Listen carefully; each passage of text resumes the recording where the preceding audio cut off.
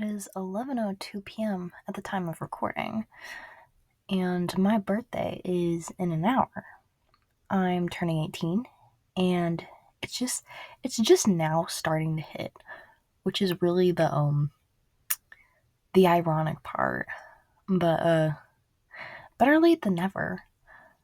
Since I'm feeling delirious and should go to bed, obviously I'm gonna talk into my computer and expunge some knowledge from my brain, get it out there, share it with you. I made a little list. While you watch me draw. I haven't drawn in so long I haven't digitally drawn, so this is kind of me getting back into it. I thought I'd share it with you. Who you see on the screen, that's not me. That's Lacey, a little character of mine. I'll probably talk about her later, but you can be uninformed until then. In the meantime, I have this little list I made. And the longer I was writing the list, the more I realized, this is advice I would give my little sister. She's just 1 year younger than me, but we are such polar opposites when it comes to just the way our brains work. I'm a completionist, to death with editing any of my work, to death with perfectionism, to death with attention to detail. And she's just the complete opposite. She studies 5 hours a day. She has to be the top of her classes, and she wants to get into the Naval Academy. She's just impressive like that. But she's also stressed out 24/7, and she feels like she has no options because she's just trying to do everything all at once.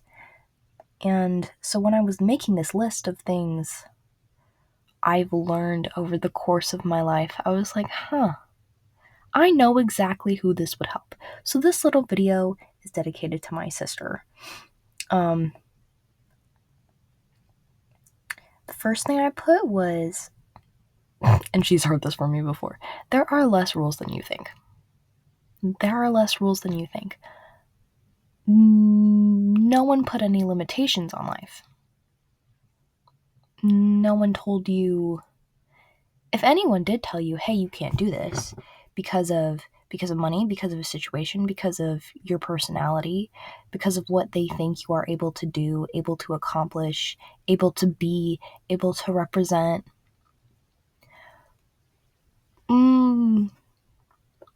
they don't believe in miracles. And it honestly doesn't take a miracle to bend a few rules. You don't have to break rules. You don't have to recreate things from the ground up. You can simply change your life completely. You can bleach your hair. You can completely change everything about yourself and be a new person tomorrow. There are no rules. But also just little things, just little tweaks. Rules are created for people who need formulas. I hate formulas. I hate math. To death with those two. But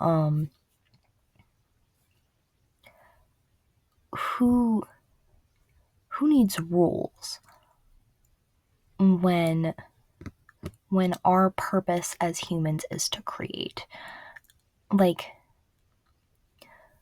We create societies, we create systems, and then we create these formulas so we can keep that cycle going, It's just a notch in the system, but we get so caught up in our formulas because we like the way we're doing things, we forget that we can start over.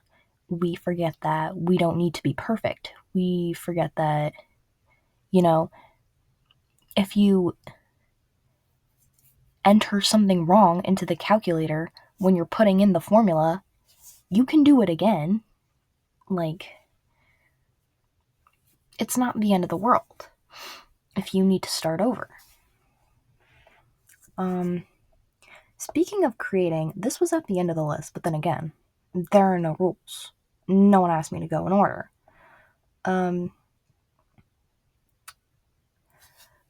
Consuming without creating can kill you. My sister, she has so many creative talents. She's so academically driven all the time, but she writes music. She's a very good composer. She plays piano. She does lots and lots of art. She does art more than I do art. Art is her thing. And she's so good at it, but she doesn't have the time because she's constantly consuming for her classes, consuming information and then regurgitating it and putting in all this work into consuming stuff. And I mean, a lot of it does interest her. It's not that she's an RTC. It's not that she despises RTC. It's not that she despises learning. She's very blessed with being able to consume high quantities of that kind of stuff. But she doesn't necessarily have, in my opinion, enough time for creation. She's just consuming. And the stuff she's passionate about often falls to the wayside. And she's such a great writer. I'm on a tangent. I love her so much. But when I watch her consume more than she creates, I watch her stress more. I watch her buckle and break down because, it's like breathing in, but you're just holding your breath when you consume. You don't get to breathe out. You don't get to have to feel that fire inside of yourself, that passion, and you don't get to let it out. And when you keep that to yourself and you don't manifest your creativity in a physical form, I don't know, you're just not living to your full human potential. You're not completing the cycle of everything God would have you to do, Creating is essential. It's good for your health. I don't know what the science is behind that, but hey, there are no rules. Who said science was involved?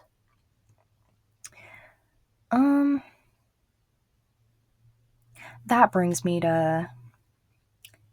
to another random point. Does it connect? I don't know. Drink your water. Drink your water. Drink your water. I think that's pretty much the one thing I do consistently. That and taking my supplements. Those two things that I do for my health, 2 liters of water a day and take all my supplements every day. That keeps me mentally sane. And because I am able to do at least 1 or 2 healthy things for myself daily consistently, I have faith in myself. I'm not saying my sister doesn't drink water, but I never see her drink water. And if I've learned anything in these 4 years, it's that you need water to live. I never used to drink it. It was really bad. And I didn't realize how much it was affecting my health. Another thing I do is I drink a lot of tea. So that even adds more to the water. Y'all need to try tea. Y'all need to try tea. I'm a coffee addict too, but oof, tea, man, tea. Anyway, that's not really philosophical, but I don't need to be philosophical for you. I don't know you. There are no rules.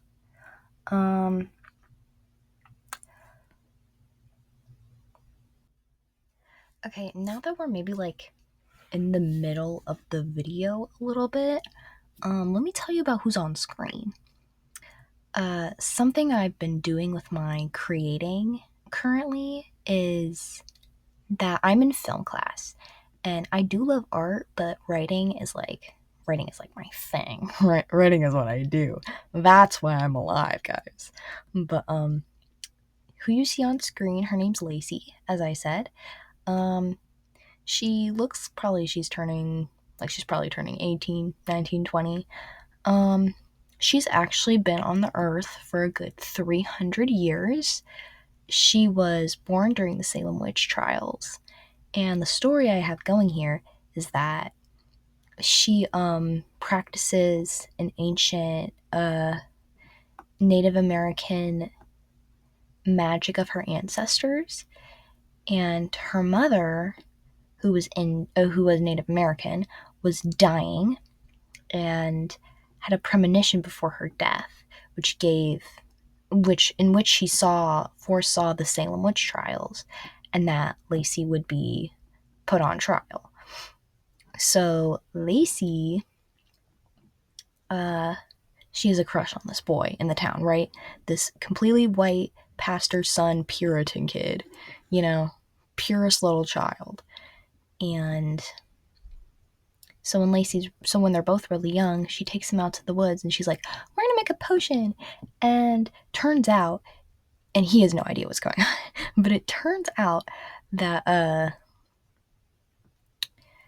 it's like this immortality potion. And it ends up working. They both forgot about it. She didn't think it worked, you know.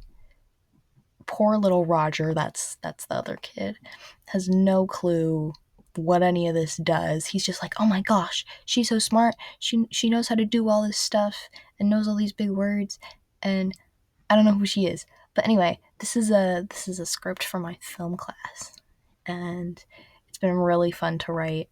Oh my gosh. I didn't submit it to OneNote. Wait, I'll be right back. I'm back. Not that I'm even gonna be there tomorrow to read it to the class, but yeah, I get to skip tomorrow because it's my birthday. I've never actually skipped on my birthday before, but Mom was like, "You only become an adult once," and I suppose that's true. But because there are no rules, maybe I should skip every year, but that's just me. Anyway, back to Lacey. Lacey Porter is a piece of work. Like, some of her lines, even in like the ye old English Salem witch trials like speak, she's still so sassy. Like, in like the midpoint area of the script, like she's about to be hung, and the pastor's like, "Hey, any last words?" And she's like, "Yeah, actually." And totally exposes some of the townspeople for their crimes, and so now they all don't trust each other. Roger's dad, the pastor, gets killed in the crossfire. It's absolutely wild. That sets off his character arc. It sounds really chaotic. I swear there's a plot. Or I guess you'll have to ask my film teacher that. But anyway, I think Lacey's like a manifestation of my sass. Low key. And, I think that's why we create. 'Cause like, if I can make a character embody a part of myself, which, I mean, that's what you do when you make any character. If you have ever drawn or made any character or anything that, I don't know, has a voice or has a purpose, whatever it is, it's an extension of your soul. It's an extension of your being. It's an extension of how you see the world. or how you react to it. And in creating these characters and these things and having these projects, writing songs, writing film scripts, acting, really anything. Those are just some more artistic examples, but when you create extensions of yourself, you are also able to explore yourself and those parts of you deeper. And I think in Lacey, I learned that,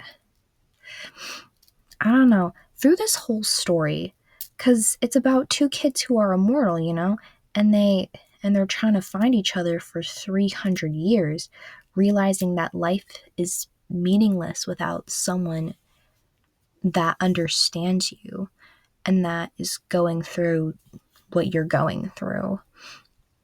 I think that message, that theme of connecting with others, is what Lacey has taught me. And I've been able to put some sass to it. And that's what I love about her. So I'm glad someone gets to see her, besides my film class. Film class is so fun, actually. It's not like filming stuff. When I say film class, I mean dramatic writing. It's called, it has this really long name. It's like dramatic writing and film, television, whatever. It doesn't matter. But it's so fun, and the people in there are so great. And when we read our projects, we get to cast people as our characters in the class. And it's so fun because our class is so lively. And I mean, I would hope to get that with, a bunch of kids who are hopefully as crazy as I am. But highly recommend if you're a writer and there is any class like that at your school. I love all types of ELA. I really wanted to take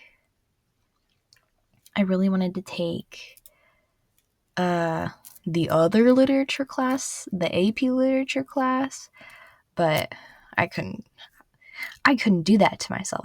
I did have to give up analyzing Jane Austen for this, but now I have Lacey. So really, I can read Pride and Prejudice anytime.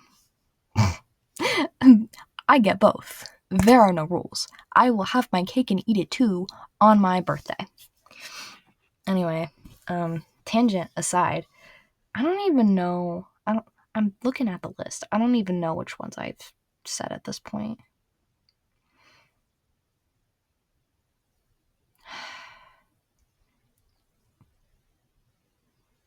Cut your bangs.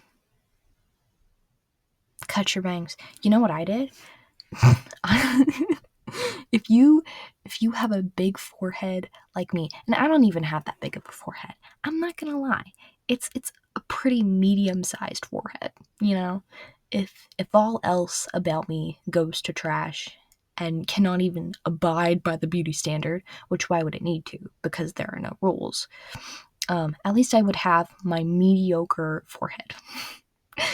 And for this, to adorn this mediocre forehead, I cut me some little wispies. At first, it was one wispy. It was just one faint little wispy, and I was really happy with my little wispy for about 30 minutes after my haircut, and then I was like, I need a wispy on the other side to match. It'll look really cute when I put my hair up. I put the tiniest little wispy, and now I have wispies going across my forehead, and they're so cute. And my sister was so inspired that today we gave her just 2 little wispies. And if she's anything like me inside that little skull of hers, she's gonna cut more wispies because she's gonna get used to her current wispies, and she's gonna be like, wispies supply dopamine for some odd and beautiful reason. And when I say cut your bangs, if you don't want to cut your bangs, if that was not on the table, that's not what I mean. What I mean is do that thing you really want to do, even if you do it in increments. For me, I'm a person who craves safety. Like, from the time I was little, I've just tried to do what is safe. Like, like I didn't take any hard classes. I didn't try to put myself in social situations. I didn't think that would end well. But then I took an honors class, and then I talked to those popular kids, or that other friend group, or that girl I thought was cool. And suddenly I realized I'm not gonna die, because I think this might be the most important thing I learned this year. God would never let anything bad happen to me. Nothing. I've been through so much already, and in the end, he took care of all of it. He took care of all of it. Do I need another reason? I that is why I believe in miracles. So, cut your bangs. Do something just a little bit, and eventually you'll want to take AP classes.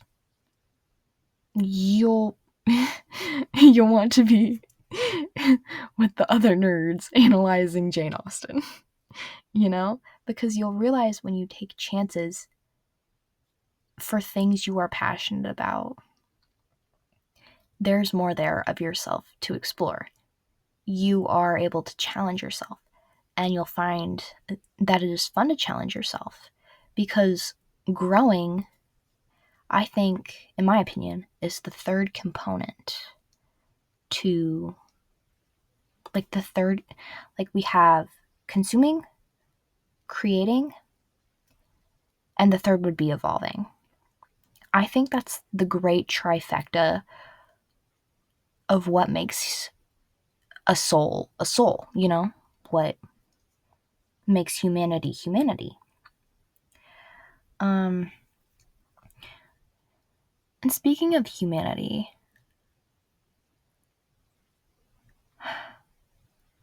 I guess another point I would have to make is there anything in the spirit of leaving my childhood behind? Is there anything more human than having a little whimsy? I think my sister often forgets to have a little bit of whimsy. And I'm not saying she's boring. She's terribly exciting. I love her so much. She has just the greatest, most blunt sense of humor. But when she's bogged down by all these assignments, she forgets about her whimsy. She forgets her childlike wonder.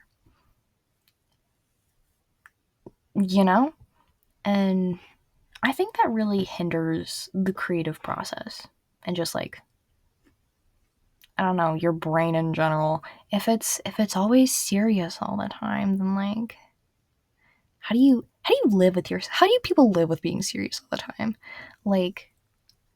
If you were in my film class for 5 minutes, we can't be serious for 5 minutes.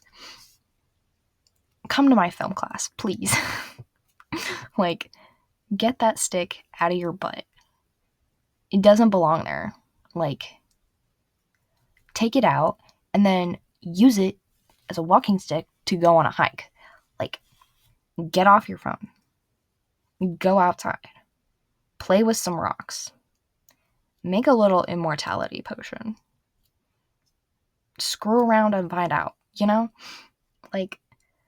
when you're serious, you're focused on failing. And you don't need to be focused on failing when there's so much whimsy out there. When there's so much opportunity out there. What if you learn? What if you extend yourself through creation and explore yourself? Like, what if you find out? What if you found out you're a fairy, bro? Like, I'm not saying go jump off a roof and try to fly. No, because that might have been something I'd done with that when I was little. But go try new things. Which I know is like, ugh, that's so obvious. That's such obvious advice. Shut up. You need to hear it again. And I can say it as many times as I want. Because, girl, there are no rules. I turn 11. No, I turn 11. It's 11:58. I turn 18 in under 2 minutes. And I can't fathom that my childhood is over. And even though that's sad, and I may not grow up to be a fairy or a princess or a fashion designer or a supermodel or a detective like I always wanted to when I was a child. But I'm gonna take this opportunity that has been granted to me, that is legal adultness, and I'm gonna fulfill whatever destiny God has out there for me. If I have nothing else to cling on to, if I stop consistently drinking that water, then at least I know I have a Father in heaven, and that it's gonna be okay, and that I was put on the earth to do something. And it's something that I am so wildly passionate about. And He has that for you too. The world has that for you too. Whatever you believe, the world has that for you too. But thank you for attending this little drawn rant. As I said, I haven't drawn in years on or digitally, so this was kind of me coming back to that, creating in a way I used to, connecting with my inner child.